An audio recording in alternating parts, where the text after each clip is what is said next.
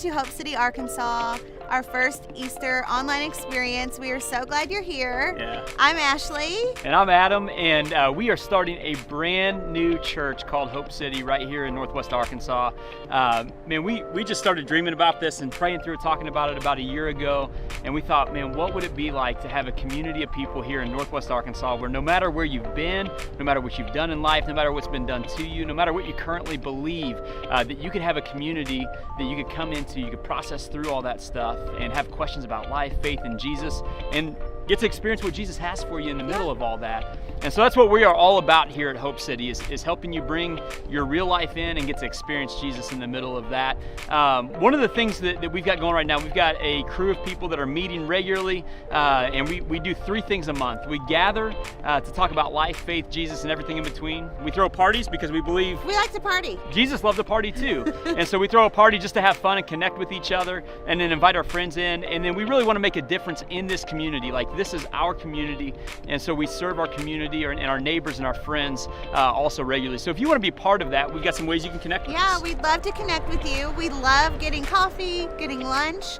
You can comment right here on this video. Yeah. You can tag us, like, share, follow. You guys know the drill. We would love to get to know you and meet you if you live in the area. Yeah, and we've got a great morning lined up, but before we do that, we want to get to know each other a little bit, so we thought, this is Easter, so why don't we play a little Easter game of this or that? Yeah, we love it.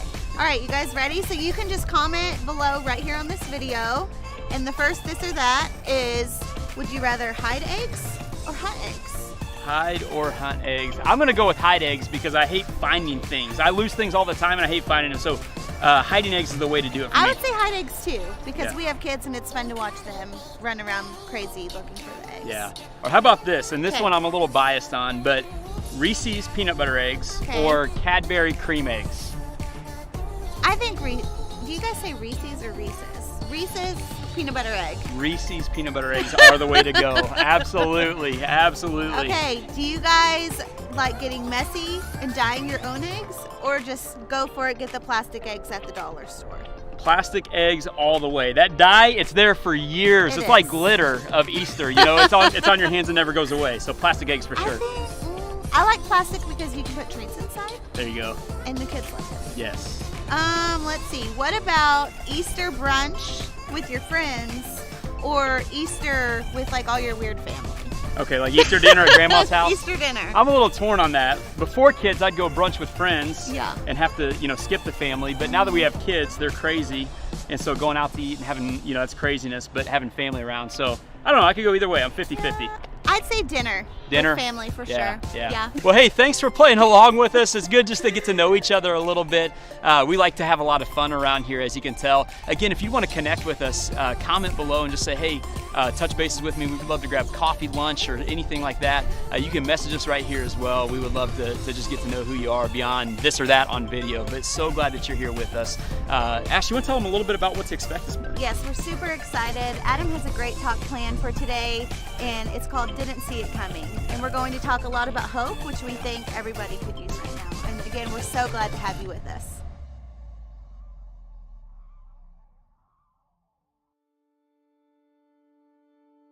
I want you to think back to a little bit over a year ago. Life before the pandemic. I've heard some people call it the old normal.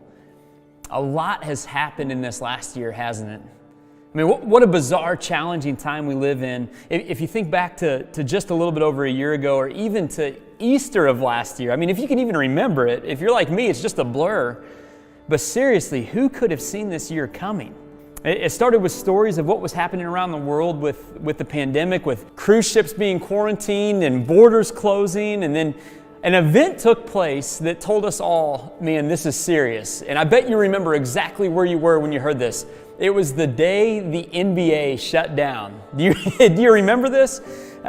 When the NBA shut down, we knew this is a serious thing going on. And then it continued with spring lockdowns and businesses and schools closing, and then going almost overnight to being homeschool teachers and working from home and trying not to kill our kids in the process.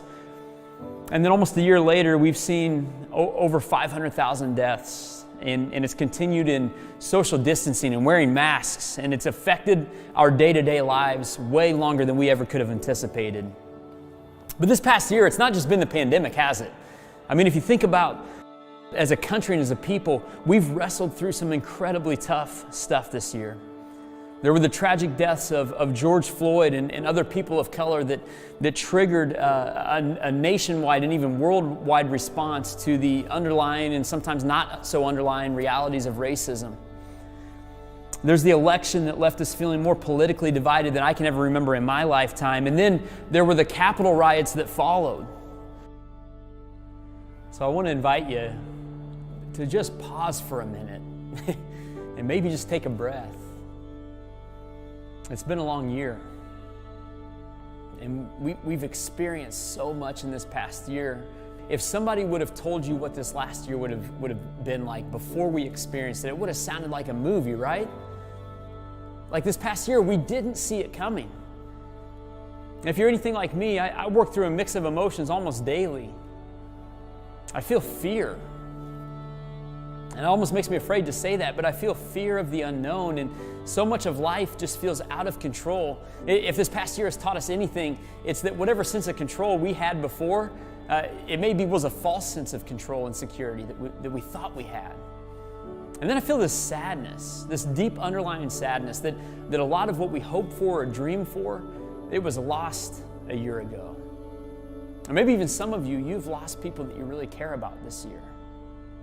And so this sadness is just heavy and it's with you.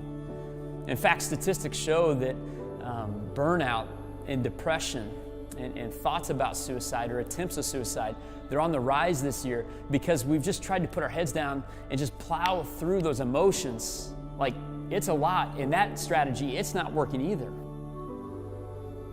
But I also feel this strange sense of hope. If anything, we've proven that we are a resilient bunch of people this year. I mean, we've shifted and we've pivoted and we've made changes, and change after change after change has come in our lives, and we've made it through it, haven't we? And so thinking about that, I've got hope for our future. But our lives in this last year, we didn't see it coming, did we? I mean, I talked to some of you and you lost jobs, or the way that you go about doing your job, it changed overnight, or it's changed dramatically in a year. You went from working in an office to working at home and operating a preschool in the background, and like, that's just stressful, right? Or maybe you look around at your world, and the phrase I keep hearing, it's one that I'm using, is so much of life feels out of control. So many parts of our culture right now, it just feels fractured. It feels broken. It's shattered. And we didn't see it coming. And so we go to church at times like this, or maybe your friends told you about this new church starting called Hope City, and it didn't sound as weird as what you thought church might be or what your last church was like. So you come here for times like this, and you're looking for answers, and you're looking for hope, and you're wondering, like, questions like this. Hey, God, where in the world are you in the middle of a year like this? Or here's a fair question. God, if you even exist. Because my life, our world, everything that I knew, it feels like it's shattered. It's in a million pieces. And I didn't even see it coming. So how about some good news? I mean, we're all looking for good news, right? And we're looking for hope. And I think we're going to find it here today. So this idea of social distancing, of being locked behind closed doors, scared of something in the outside world, of living in a very divided culture, a politically and racially charged divided culture. Being in the context of life as we knew it before, feeling shattered, broken into a million pieces, and we didn't even see it coming. That context is actually the birthplace for this people in this community that we call the church. Let me explain. If you're brand new to all this Jesus and God stuff, or you haven't been around it in a long time, I just want to say I'm glad you're here. Some of what we talk about today, it might sound crazy to you. And look, I get it. But we're asking questions, like really good questions. And I think that there's no better place than here, and no better community than Hope City, and no better point in history than right now to wrestle with these questions. But in order to answer those questions, we need to go back to the very first Easter weekend. We need to go back almost 2,000 years ago to a group of people who were some of Jesus' first followers. These were people who had spent the last 3 or 4 years walking around on earth with Jesus, like physically right here with them. And they'd seen him do some pretty crazy, mind-blowing stuff. I mean, they'd seen him turn water into wine. That's pretty cool, right? And they'd seen him bring dead people back to life, and they'd seen him heal diseases. They'd spent time with him, and through their time with him, they'd seen that nobody is too far gone. Like nobody's too jacked up. Nobody had questions too big in order for Jesus to look back across the table at them and call him friend. And those people, they were people just like you and me. And so when Jesus came on the scene, when he entered into their lives, those friends that were with him 2,000 years ago, they had to be experiencing something that they'd been looking for, maybe something they hadn't felt in a long time. They had to be experiencing hope. But then on the very first Friday of Easter weekend, something happened that Jesus' friends didn't see coming. Jesus was crucified. He'd been arrested and he was beaten within an inch of his life. And then he was killed in one of the most brutal ways possible. He was hung on a cross, and they heard stories of how he had breathed his last breath and how he was died and how they'd taken his body down and they put it in a grave. They didn't even see that happen because most of them were too scared to even be there. They ran away and they scattered, they hid behind locked doors. And so whatever had to feel like hope a few days earlier, it was gone. It had been shattered. And they didn't see it coming. But then 3 days later, something else happened that they didn't see coming. Jesus came back to life and he started appearing to people, which, look, I get it. It just sounds crazy, right? Oh, it did to some of Jesus' closest friends of that day. Because some of them, they just flat out refused to believe it. And others of them, they were so scared that they wouldn't come out from behind their locked doors. They were convinced that the Jewish leaders or the Roman government, that they would arrest them and they would be hanging on the next cross available. So you know what they did in the middle of all that? They continued to social distance. I mean, I'm joking, but seriously, they kept the doors locked and they refused to go outside. I mean, dead men, they don't come back to life, right? Their hope was gone.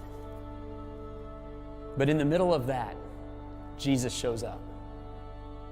So we're going to go to a story that was written down by a guy named John. John was one of Jesus' closest friends while he was here on this earth. And John was an eyewitness to these events that took place next.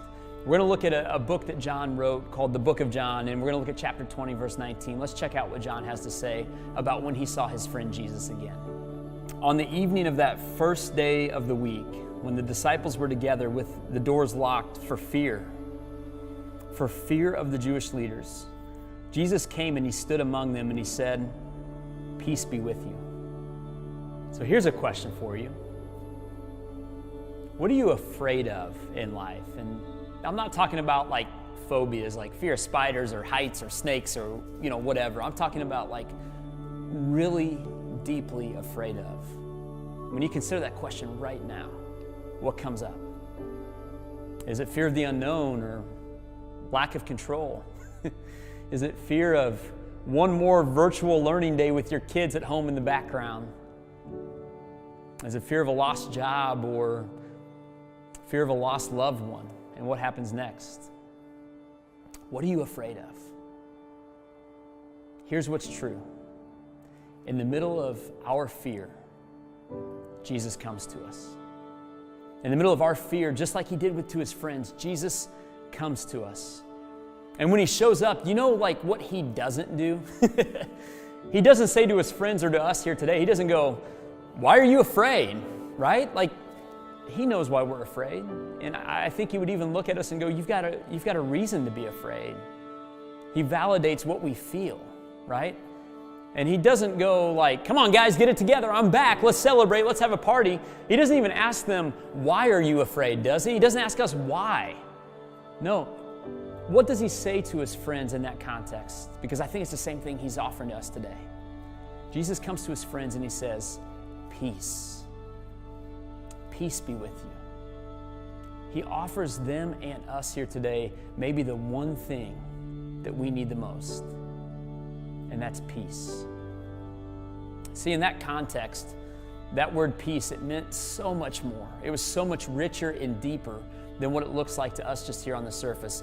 That word peace, it came from a Hebrew word, shalom. See, that word shalom, it means wholeness, oneness, that all parts of life are connected together as they should be. It means peace between us and people, peace between us and God.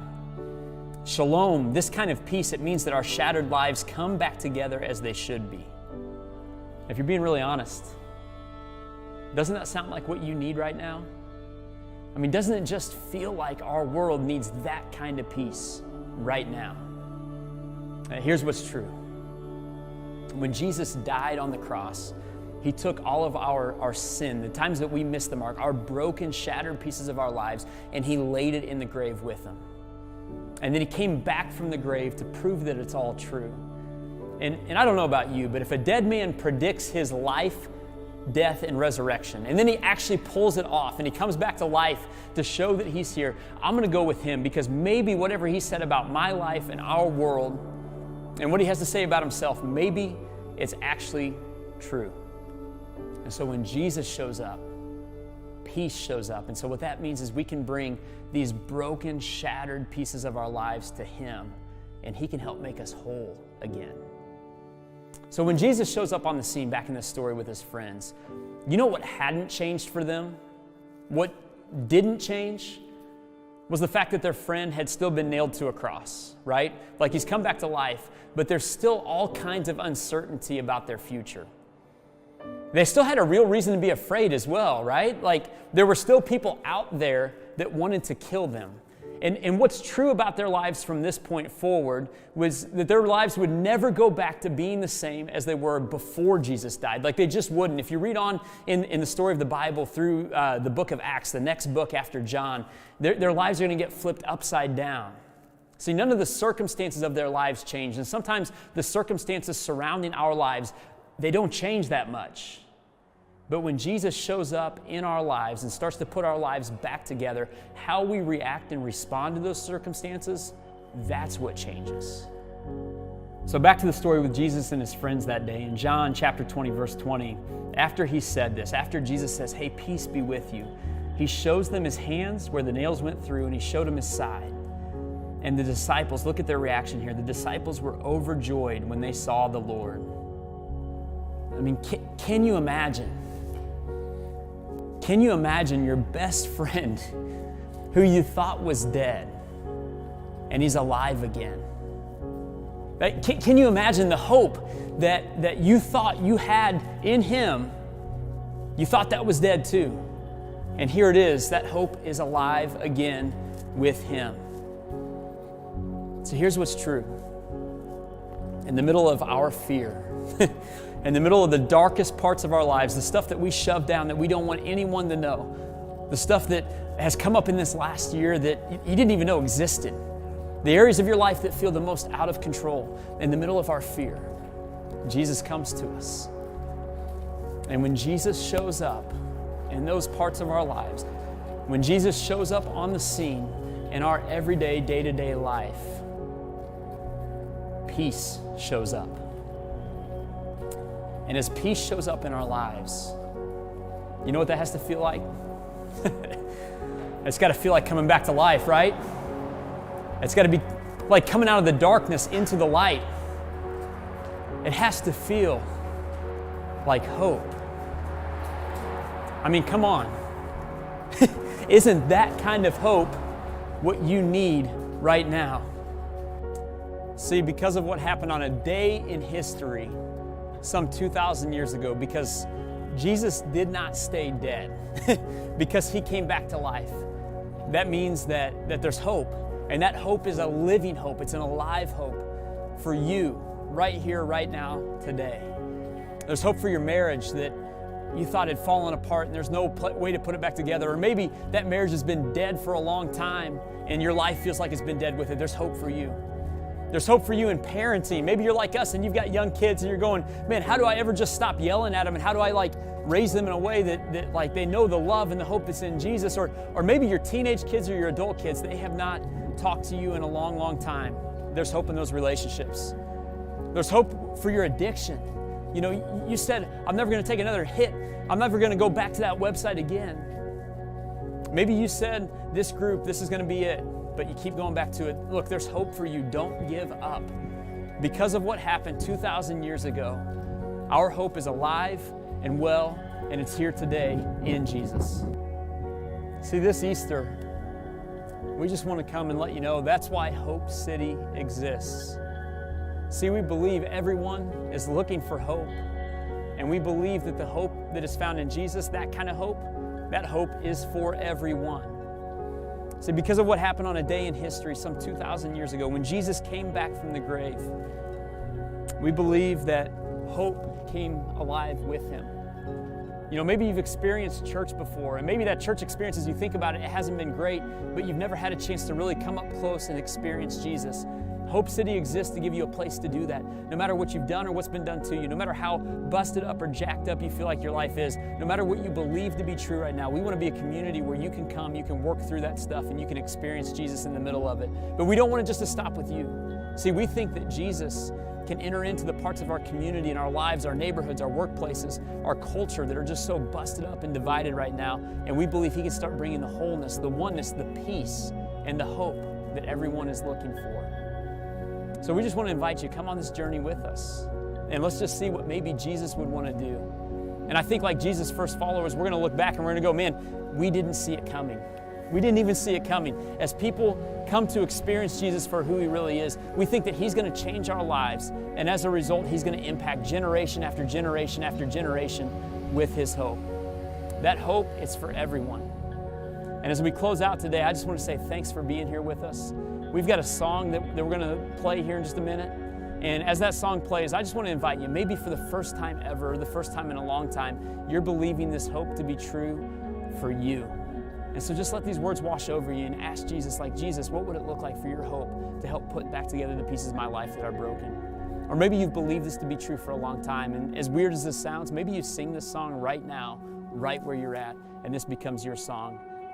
Hope is for everyone, even you.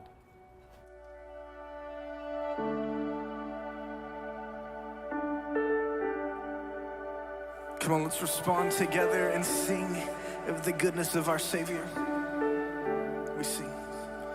How great the chasm that lay between us, how high the mountain I could not climb.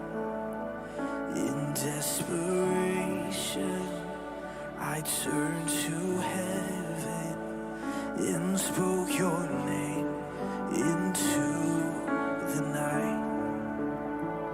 Then through the darkness, your loving kindness tore through the shadows of my soul. The work is finished, the end is written. Jesus Christ, my living hope.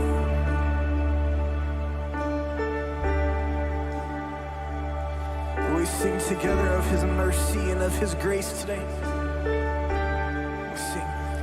Who could imagine so great a mercy? What heart could fathom such boundless grace? The God of ages stepped down from glory to wear my sin and bear my shame. The cross has spoken, I am forgiven. The King of Kings calls me his own. Yes, he does. Beautiful Savior, I'm yours forever. Jesus Christ, my living hope. Hallelujah, praise the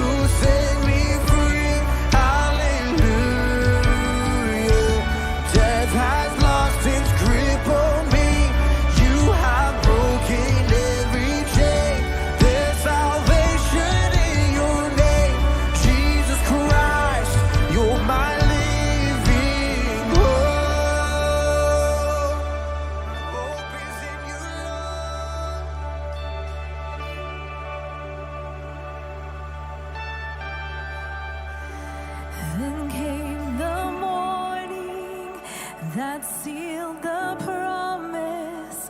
Your buried body began to breathe, and out of the silence, the roaring lion declared the grave has no claim on me. And then came the morning that sealed the promise. Your buried body began to breathe, and out of the silence, the roaring lion declared the grave has no claim on me. For Jesus, yours is the victory. The victory. Hallelujah. Praise the one who set me free. Hallelujah. Death had lost its grip on me. You have broken every chain. There's salvation in your name. Jesus Christ, you're my living hope. Hallelujah, hallelujah. The one who set me free. Hallelujah. Death had lost its grip on me. You have broken every chain. And there's salvation in your name. Jesus Christ, my living hope. Jesus Christ, you're my living hope.